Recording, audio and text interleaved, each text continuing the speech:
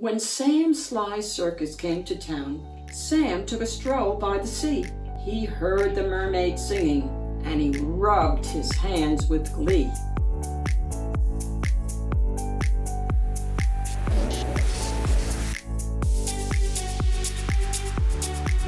Hi everyone, welcome to the Reading Den with Shen, and I am Shen. Today I'm going to read with you and your family a marvelous fantasy called The Singing Mermaid, written by award winner Julia Donaldson and illustrated by Lydia. And today I want to give a special shout out to Layla, who loves reading books. Did you ever go to Silversands on a sunny summer's day?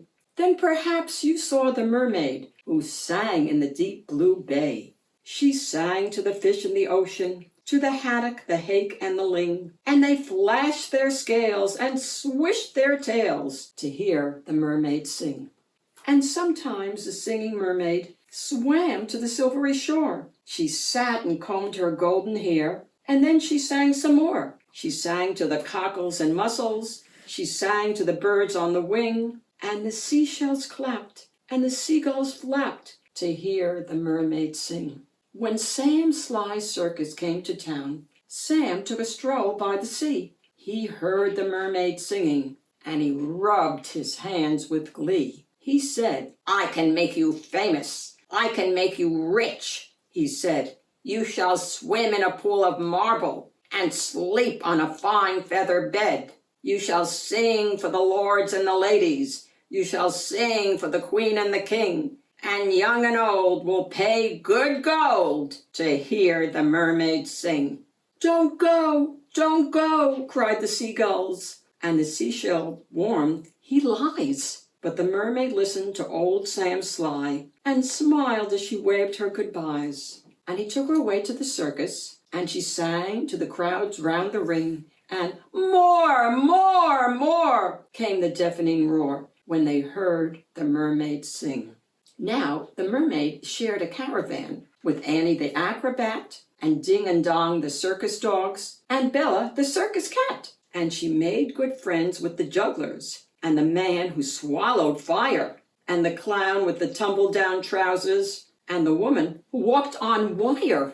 But she wasn't friends with old Sam Sly. No, she didn't care for him, for he made her live in a fish tank where there wasn't room to swim, and there was no pool of marble. There was no feather bed. And when she begged him, "Set me free," he laughed and shook his head. All summer long the circus toured, all autumn, winter, spring, and many a crowd cheered long and loud to hear the mermaid sing.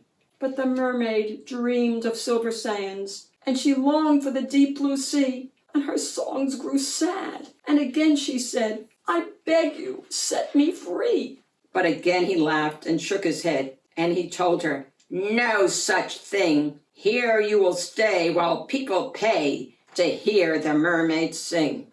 At Silversands a seagull was flying to his nest, when on the breeze he heard a song, the song which he loved the best. And he followed the song to the caravan. Sam Sly was about to lock it. The seagull watched as he turned the key and slipped it inside his pocket. The seagull waited until Sam had gone. Then he perched on the window sill, and tap, tap, tap at the window he tapped with his yellow bill. Come back to Silversands. It's only a mile away. I can find the key and set you free if you'll come back home to the bay."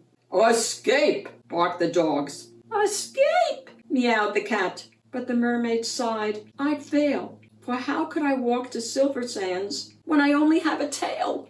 "Like this!" cried Annie the acrobat, and she stood upon her hands. "This is the way, the only way to get to Silversands. Right hand, left hand, tail up high. There's really nothing to it. If I give you lessons every night, you'll soon learn how to do it." Next week, while Sam was snoring, the seagull stole the key. He carried it off to the caravan and set the mermaid free.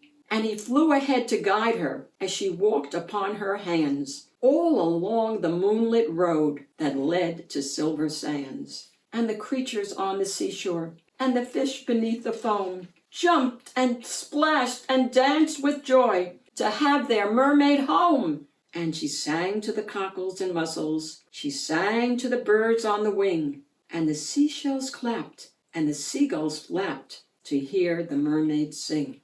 And if you go down to Silversands and swim in the Bay of Blue, perhaps you'll see the mermaid, and perhaps she'll sing for you. The end. I love this story. Let me know in a comment what you thought about it. To visit the Reading Den with Shen and find out about other fabulous books, please subscribe. Thanks for hanging out at the Reading Den with Shen. I'm going to see you all soon again. Bye, everybody.